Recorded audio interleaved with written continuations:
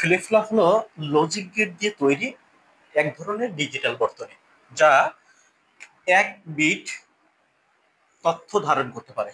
এক বিট তথ্য ধারণ করে। প্রতিটি ফ্লিপ ফ্লপে এক বা একাধিক ইনপুটের জন্য দুটি আউটপুট পাওয়া যায়। ফ্লিপ ফ্লপকে মেমোরির ক্ষুদ্রতম একক বলা হয়। ফ্লিপ ফ্লপকে প্রধানত হচ্ছে চার ভাগে ভাগ করা যায়। এক হচ্ছে SR flip flop, D flip flop, JK flip flop আর টি ফ্লিপ ফ্লপ। এখন আমরা এসআর ফ্লিপ ফ্লপ নিয়ে একটু আলোচনা করব। এখানে জিরোকে সবসময় হচ্ছে লোয়ার সিগন্যাল বলা হয়, ওয়ানটাকে আপার সিগন্যাল বলা হয় বা হাই সিগন্যাল বলা হয়।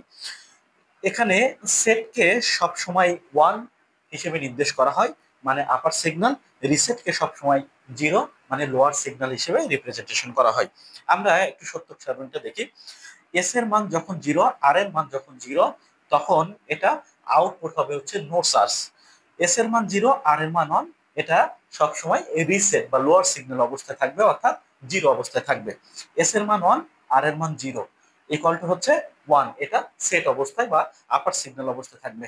এস এর মান যখন ওয়ান, আর এর মান যখন ওয়ান, তখন এটা ইনভ্যালিড অবস্থায় থাকবে। এখন আমরা একটু লজিক ডায়াগ্রামটা দেখি। এস এর মান যখন ওয়ান হবে, তখন এর আউটপুট কি হবে? জিরো।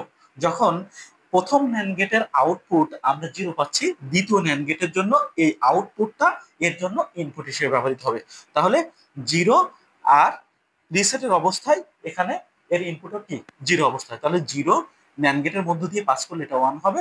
এই ওয়ান প্রথম ন্যান্ড গেটের জন্য ইনপুট হিসেবে কাজ করবে। তাহলে প্রথম ন্যান্ড গেটের জন্য ইনপুট ওয়ান এবং ওয়ান, যেটা ইনভ্যালিড নির্দেশ করবে। আর দ্বিতীয় ন্যান্ড গেটের জন্য কিউ ইকুয়াল টু জিরো, অর্থাৎ এর ইনপুট জিরো এবং জিরো, যেটা নো চার্জ হিসেবে কাজ করবে।